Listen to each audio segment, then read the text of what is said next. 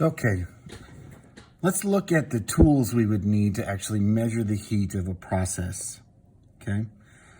So what I have here is a heating plate with a beaker and water with a thermometer that measures in degrees Celsius.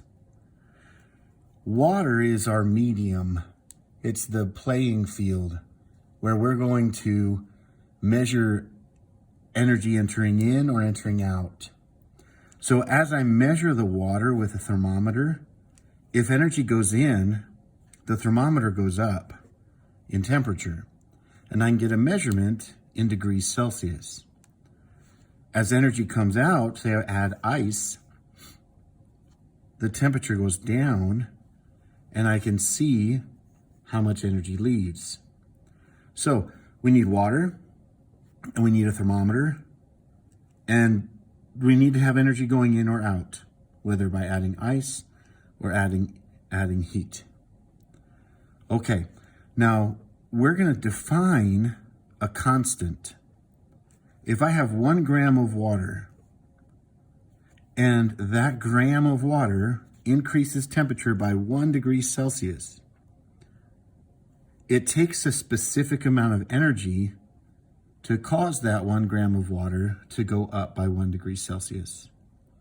And we can measure energy in calories or in joules. A calorie is defined by the amount of energy it takes for 1 gram of water to go up 1 degree Celsius. So it takes 1 calorie of energy to go up 1 degree Celsius for 1 gram of water. Okay? Now, this constant amount of heat for 1 calorie is equivalent to 4.184 joules of energy. So 1 calorie is the same measurement in energy as 4.184 joules. So it takes 4.184 joules of energy coming into our water to cause 1 gram of water to go up 1 degree Celsius. All right, now we've got a constant. So let's say that I heat 10 grams of water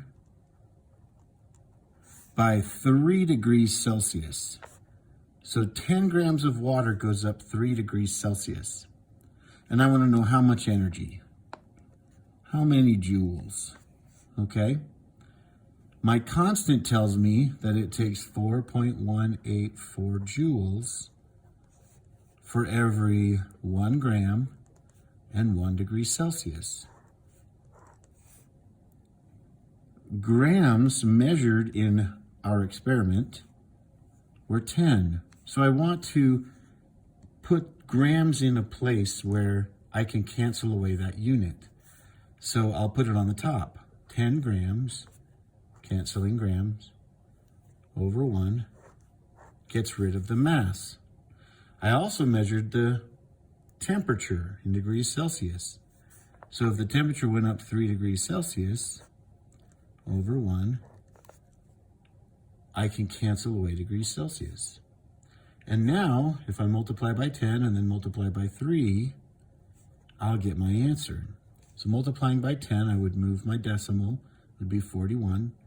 And then 41 times 3 would be about 120. So I'd have about 120 joules.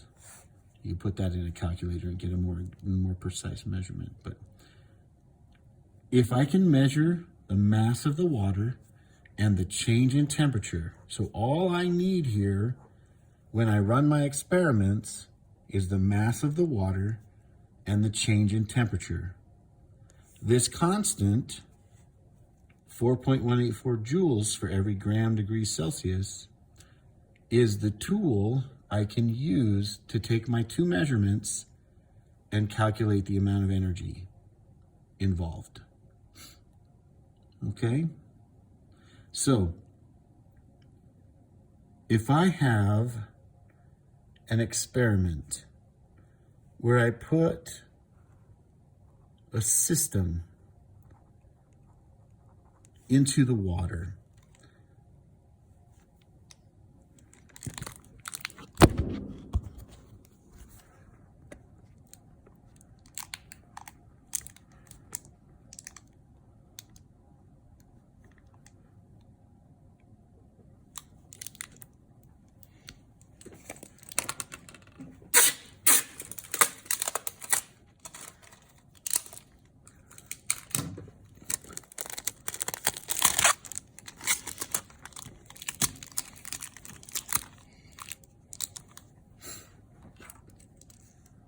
Where I put a system into the water.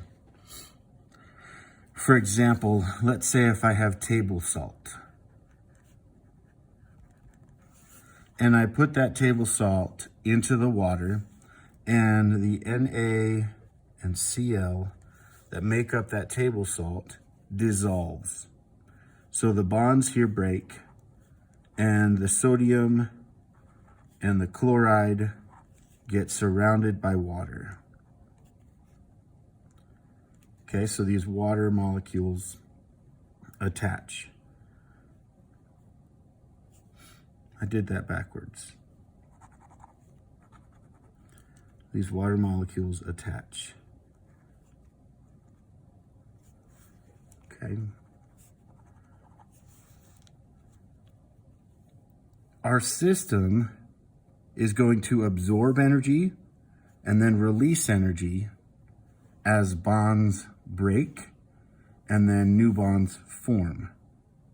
So if I can measure the water that system is in, I'm measuring the surroundings. And if my temperature goes up, the system is releasing heat, it would be exothermic. If my temperature goes down and the system draws heat in, it would be endothermic. And all I have to do is measure how much water I have and measure how much the temperature changes, whether up or down, and I can measure the heat involved in changing that system. So if I want to find a reaction that generates a lot of heat, something that I can use as a fuel to heat my house, I can run a series of tests for different salts dissolving in the water, and I can just measure how much the temperature changes with each salt. And then I can know how much heat is being released or absorbed by those systems, by those salts. And that's how we measure heat. This is called calorimetry. The measurement of calories.